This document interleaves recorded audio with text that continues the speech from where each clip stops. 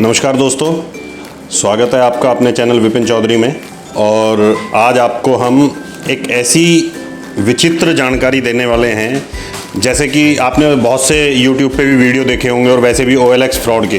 But OLX पे आपने जो फ्रॉड देखा है वो इस टाइप का फ्रॉड देखा होगा कि कॉल आई, उसने पैसे ट्रांसफ़र कर दिए, सामान बेच रहा है, कोई सामान कोई ख़रीद रहा है। इस तरीके की आपने बहुत सारी वीडियो देखी होंगी जिसमें कि आपने गूगल पे के थ्रू पैसे चले गए।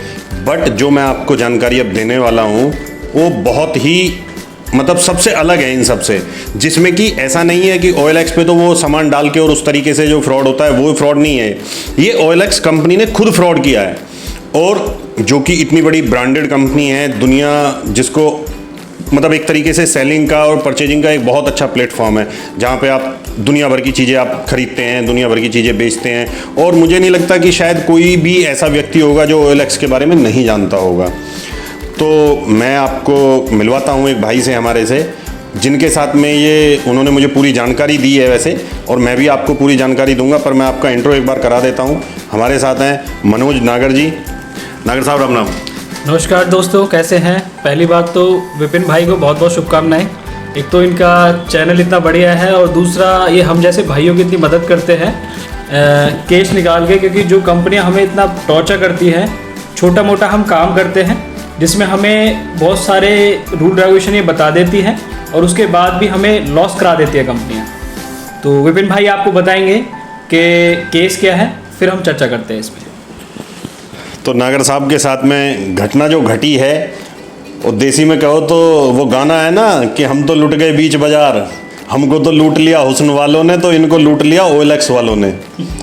तो OLX वालों ने लूटा कैसे कि हमारे भाई ने एक सेंट्रो गाड़ी ली OLX से, सेंट्रो GL वाइट कलर की, DL 10CA 8121 नंबर। ठीक है जी। गाड़ी भाई ने 1,50,000 रुपये में गाड़ी तय की। भैया ने 5,000 रुपये उनको सिक्योरिटी दे दी, और 885 रुपये लिए इनसे हैंडलिंग चार्ज के। तो कंपनी को इन्होंने टोटल 1,55,885 रुपये इन्होंने उनको पे कर दिए। अब पे करने के बाद में ये गाड़ी ले आए। गाड़ी इनको ओरिजिनल RC दे दी, फॉर्म 28, 29, 30 जो भी डिलीवरी वगैरह सारी चीज़ इनको बना के दे दी। नागर साहब ऐसी ही है ना? बिल्कुल सर, ऐसे ही है। ऐसी है, बिल्कुल ऐसे ही। ठीक है। अब गाड़ी थी जब इन्होंने खरीदी तो मिस्टर राजीव कुमार गर्ग के नाम पे, जो कि RC अभी भी है, जो अभी मुझे नागर साहब ने दिखाई। RC में फर्स्ट ऑनर है, सब कुछ है। अब गाड़ी लेने के बाद में इन्होंने अपना, ये भी सेल परचेज का काम करते हैं, तो इन्होंने अपने काउंटर पे खड़ी करी। गाड़ी बिकने में इनको महीना 1.5 महीना लग गया। इतने दौरान थोड़ी बहुत गाड़ी ये अपने घर ले जाने में यूज करी, या फिर कहीं आने जाने में यूज करी। आदमी करता ही अपने पर्सनल यूज। अब गाड़ी इन्होंने चलाई तो उस पर कोई 2, 4, 5,000, 6,000 के चलान आ गए। ऑनर इन्होंने OLX वालों ने इनको बोला जी चलान आ गए। इन्होंने बोला ठीक है जी, मैं ट्रांसफ़र करा लेता हूँ। अब नागर साहब ने जब गाड़ी बिक गई, जिसको बेची, इन्होंने ट्रांसफ़र के लिए फ़ाइल लगाई। 8 मार्च को नागर साहब को गाड़ी का फ़ाइल लगा दी नागर साहब ने। अब नागर साहब ने जब 8 मार्च को फ़ाइल लगाई तो वहाँ जाके देखा, जब ब्रोकर ने इनको सारी चीज़ें बताई कि गाड़ी तो आपकी सेकंड ऑनर ऑलरेडी है, आप कैसे फर्स्ट ऑनर के पेपर मुझे दे रहे हो। तो नागर साहब के पैरों के नीचे से ज़मीन निकल गई, और उधर कस्टमर को भी पता चल गया जिन इन्होंने गाड़ी बेची। अब नागर साहब बड़े परेशान हैं। अब इन्होंने OLX वालों को बोला कि भैया मेरी गाड़ी सेकंड ऑनर कैसे होगी, मेरे को तो तुमने फर्स्ट ऑनर के पेपर दे रखे हैं। अब ये फर्स्ट ऑनर के पेपर लेके घूम रहे हैं, बट OLX वाला कोई सुनने को तैयार नहीं। आपने OLX वालों से बात की? हाँ जी, एक्चुअली मैंने OLX वालों को मेल भी भेजा है, और मेरे पास रिकॉर्डिंग भी है जो मुझे RM मिला हुआ है। मैं उनसे कंटिन्यूसली टच में था, और जो दूसरे RC ट्रांसफ़र या उस डिपार्टमेंट से हैं जो RC के रिगार्डिंग जो बात करते हैं मुझसे, उनका नंबर भी मेरे पास है, उनकी रिकॉर्डिंग भी मेरे पास है। वो सिर्फ एक ही बात बोलता है हमेशा कि आपके पास चलान थे। सर 2-3 हज़ार के चलान होने के बाद भी, मानता हूँ चलो 6,000 के चलान हो गए, बट एज़ पर रिकॉर्ड के हिसाब से आपको सेकंड ऑनर बतानी चाहिए कि सेकंड ऑनर है। अगर उनको यही कांड करना था तो हमारे पास RC क्यों दी? प्लस क्या था कि उसके बाद हम मुझे आश्वासन देते रहे कि आप एक काम करिए सर, मैंने ना आपके बिहाफ से मेल डाल दिया आगे। जब आपके बिहाफ से मेल चली गई, मैंने उनको ये बोला कि आप मुझे CC कर दीजिए, बट पूरे 1 साल तक वो मुझे गुमराह करते रहे और बोलते रहे सर हमने मेल डाल दी है, आगे OLX में काम चल रहा है। बट 1 साल बाद जब कुछ नहीं हुआ तो मैंने उनको थोड़ा प्रेशराइज करना स्टार्ट किया कि सर आप क्या कर रहे हैं, या तो मुझे CC करिए जो आप कर रहे हैं, फिर उनके बंदों के मुझे फ़ोन आने लगे, उल्टा ये बोलने लगे सर आप FIR कर दीजिए, कोई दिक्कत नहीं है, क्योंकि हमारे यहाँ पे तो परमानेंट वकील होते हैं, हम केस लड़ते रहेंगे। हमें तो ये बोल के नीचे बिठा दिया गया। बट मैं ये चाहता हूँ मेरे जैसे जो और भाई है छोटा मोटा बिजनेस करते हैं, सर हम 1-2 गाड़ी लेके अपना काम चलाते हैं। अब ये नहीं कि हम इतना ही पैसा उस गाड़ी में बचा ली। सेकंड चीज़, जिस कस्टमर को मैंने गाड़ी दी OLX ये बता के अगर बेचता कि सर ये फर्स्ट ऑनर है सेकंड ऑनर है, तो मैं उस हिसाब से उसको हैंडल करता। उन्होंने क्या किया, ये मुझे फर्स्ट ऑनर बोल के मैंने कस्टमर को दे दी। अब उन्होंने मेरे पैसे रोक लिए कि सर आपने तो मुझे सेकंड ऑनर दिए, तो ऑलमोस्ट इसमें मुझे घाटा ही घाटा है, क्योंकि कस्टमर के पास मेरी पेमेंट थी, वो पेमेंट नहीं मिली, प्लस मुझे सेकंड हैंड जो गाड़ी इन्होंने दी है उसके लिए मैंने अगेंस्ट मेल डाली, क्योंकि कस्टमर मेरे पास गाड़ी खड़ी कर गया।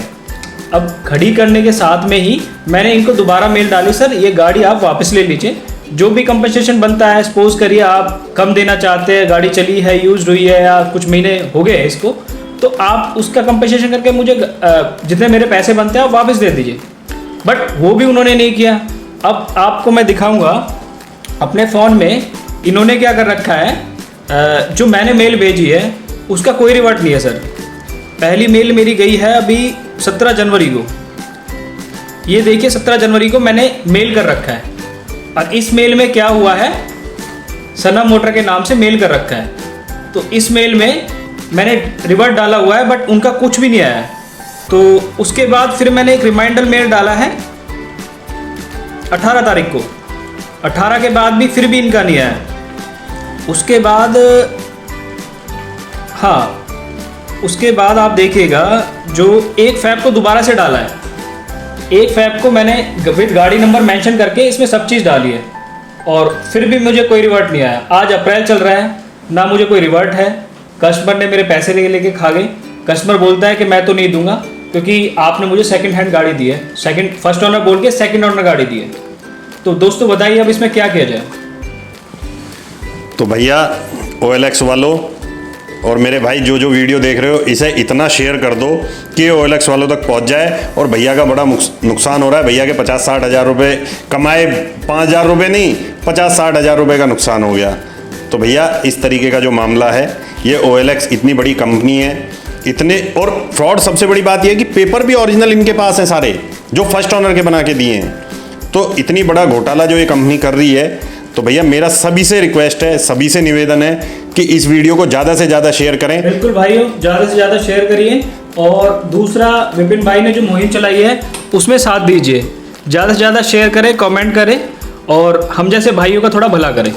तो भैया जिस किसी की भी अगर ऐसी कोई समस्या हो बताए, हम भी कोशिश करेंगे कि आगे तक पहुंचाने का। और बाकी अब नागर साहब के साथ मिलके इसको लीगली और फाइल करते हैं, फिर देखते हैं क्या रिजल्ट निकलता है। वैसे तो वो धमकी दे रहे हैं कि हमारे पास तो बहुत सारे वकील हैं, हमारे पास तो इतना पैसा है, तो देखते हैं अब हम क्या मेहनत करके और क्या रिजल्ट निकलता है। तो तब तक आप लोगों का साथ चाहिए, आप लोग साथ दीजिए, और रिजल्ट जो भी निकलेगा वो फिर आपको बताएंगे क्या रहता है। बहुत बहुत धन्यवाद। और भाई इतनी मेहनत करके इधर उधर से केस आते हैं तो प्लीज़ सब्सक्राइब जरूर कर दिया करो यार, ऐसा नाराज़ ना हो। थैंक यू, धन्यवाद।